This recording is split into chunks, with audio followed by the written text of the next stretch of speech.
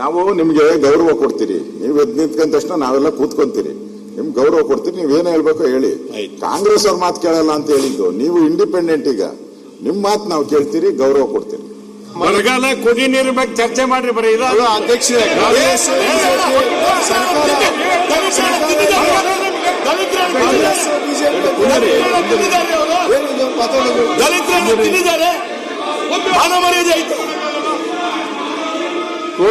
ಬರಗಾಲ ಏನ್ ಮಾಡ್ರಿ ಇಲ್ಲಿ ತಕ ಇದೇ ಮಾಡ್ಕೊಂಡು ಚೂಲಿ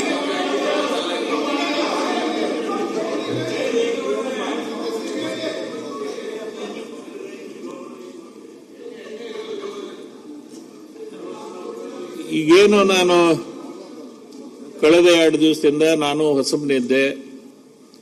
ಬಂದ ಮೇಲೆ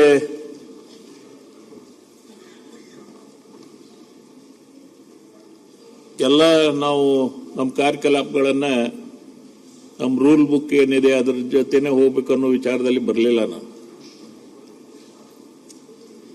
ಏನೋ ನಿಮ್ಮ ಸಮಸ್ಯೆಯನ್ನ ನೀವು ಸರ್ಕಾರಕ್ಕೆ ಒತ್ತಾಯ ಮಾಡಬೇಕು ಅನ್ನೋ ವಿಚಾರದಲ್ಲಿ ತಾವೆಲ್ಲ ತಮ್ಮ ಪ್ರತಿಭಟನೆಯನ್ನ ಸರ್ಕಾರಕ್ಕೆ ಒತ್ತಾಯವನ್ನ ತಾವೆಲ್ಲ ಮಾಡಿದ್ರು. ಆದರೆ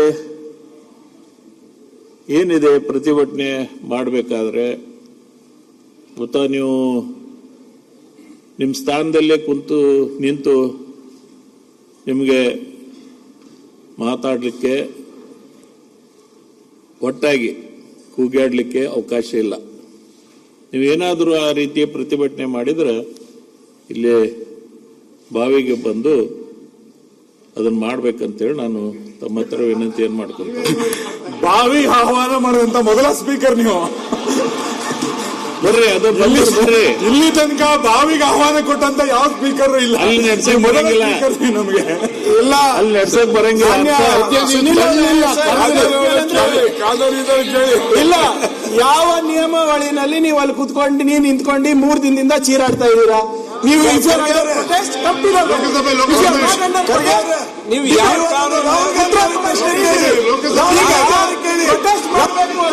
ಬಾವಿಗಳಿರಿ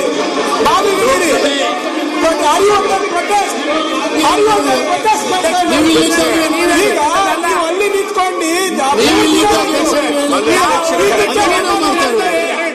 ಇಲ್ಲ, 3 ದಿನ ಆಯ್ತು ಅಲ್ಲಿ